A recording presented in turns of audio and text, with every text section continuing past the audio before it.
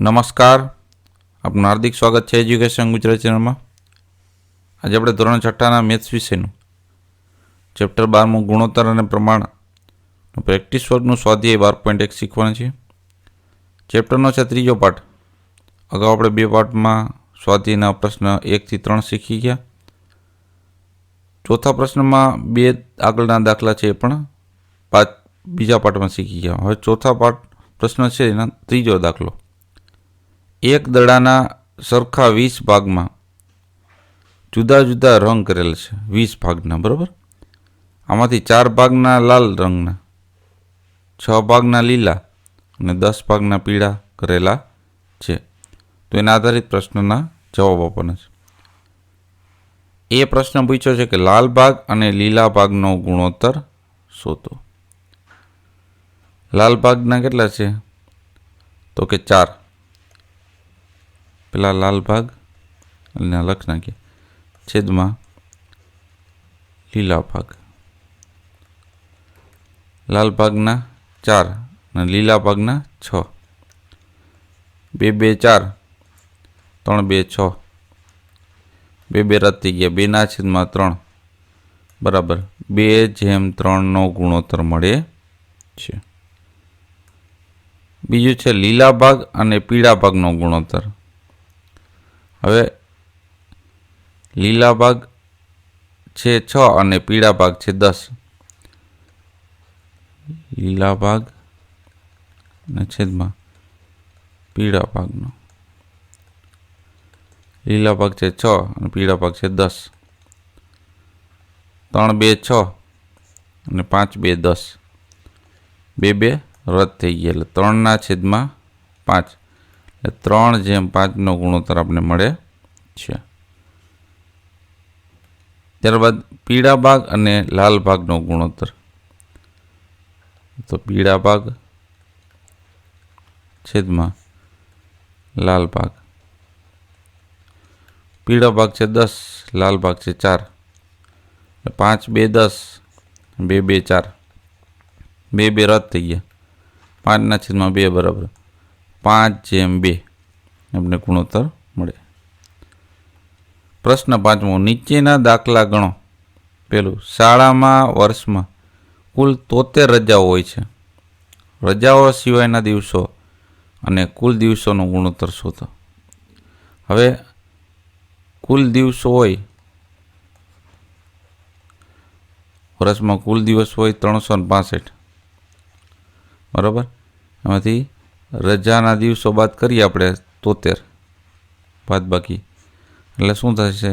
રજા સિવાયના દિવસો મળી જશે. 5માંથી 3 જાય એટલે 2 વધે. 6માંથી 7 ન જાય, લીધો 10 કો.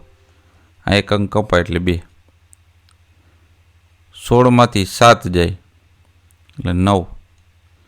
2 ના 2. હવે રજા સિવાયના દિવસો આપણે મળી ગયા. કેટલા છે? આ છે રજા સિવાયના 292 દિવસો છે. રેડી? હવે આપણે ગુણોત્તર મેળવી શકીએ. કે ગુણોત્તર શેનો મેળવતો? કે રજા સિવાયના દિવસો છેદમાં કુલ દિવસો. રજા સિવાયના દિવસો છે 292 અને કુલ દિવસો છે 365. હવે આ 73 છે ને, એને 73 થી જ ભાગ ચાલે છે, બરાબર. આપણે 3 2 6 થાય ને, 73 2 140 ને 73 4 કરીએ આપણે. 73 4 એક એક્ઝામ્પલ લઈએ. 73 × 4. શું કામ? એકમ નંગ 2 છે ને, જો 4 3 12 બગડો વધી પડી 1. 7 4 28 ને 29 થઈ ગયા. એટલે 73 4 292 ને 73 5 થશે. એમાં 73 ઉમેર એટલે 365 થઈ, એટલે 73 5 થશે 365. 73 રદ થઈ ગયા એટલે 4 ના છેદમાં 5 બરાબર 4:5 ગુણોત્તર મળે છે આપણે. ત્યારબાદ નેક્સ્ટ દાખલા નંબર બીજો. વર્ગના 48 વિદ્યાર્થીઓમાંથી 32 વિદ્યાર્થીઓને ટેનિસ ગમે છે, જ્યારે 40 વિદ્યાર્થીઓને ક્રિકેટ ગમે છે. તો ટેનિસ ગમે છે તેવા અને ક્રિકેટ ગમે, પહેલાં ક્રિકેટ ગમે, બરાબર. તો પહેલાં ક્રિકેટ ગમે તેવા વિદ્યાર્થી છે અને છેદમાં ટેનિસ ગમે તેવા. હવે ક્રિકેટ કેટલાને ગમે છે? તો ક્રિકેટ ગમે છે 40 વિદ્યાર્થીને અને ટેનિસ ગમે છે એવા 32 છે. તો 8 5 40 થાય, 8 4 32, 8 8 રદ થઈ ગયા, 5/4 બરાબર 5/4 આપણે ગુણોત્તર મળે છે.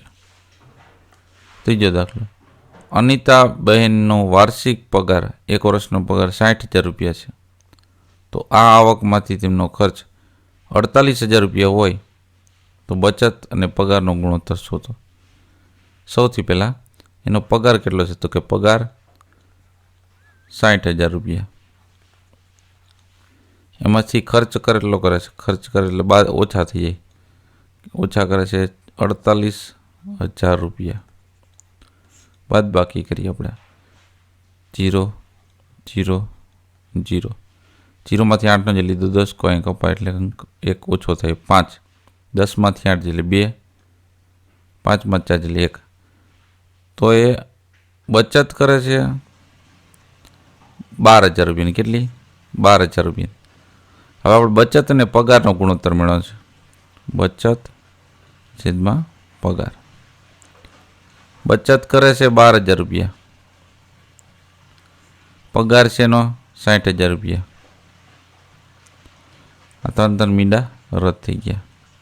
12 1 12 અને 12 5 60, 12 12 રદ થઈ ગયા. 1/5 બરાબર 1/5નો ગુણોત્તર મળે છે. ત્યારબાદ દાખલા નંબર 4 જોઈએ.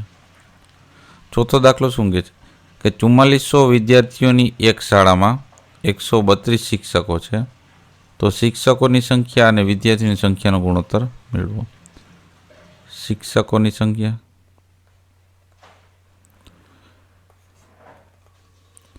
શિક્ષકોની સંખ્યા છેદમાં શું લખવાનું છે? વિદ્યાર્થીઓની સંખ્યા. હવે 132 શિક્ષકો છે અને વિદ્યાર્થી છે 4400.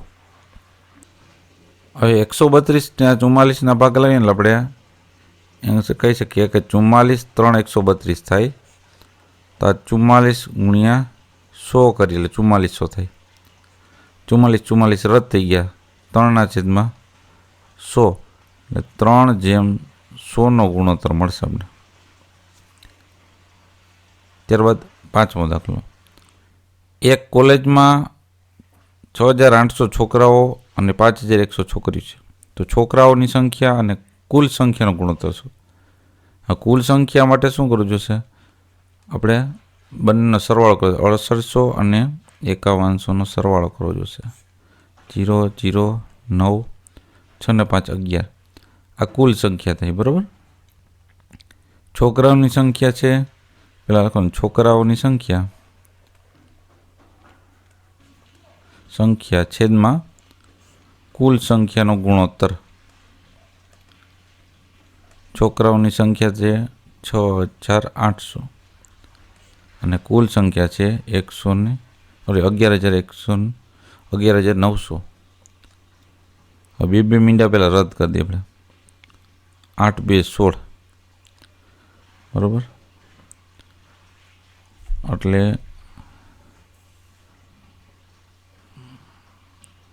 આટલો છે ને 4 આપણે એકી સંખ્યાને 68ને 4 વડે કરીએ. 4 1 4 2 8 7 બરાબર. 17ના ઘડીમાં આપણે આવે 17 4 68 થાય ને આ 17માં જ આવે 17 7 119, બરાબર. 17 17 રદ થઈ ગયા. 4/7 4:7નો ગુણોત્તર આપણે મળશે.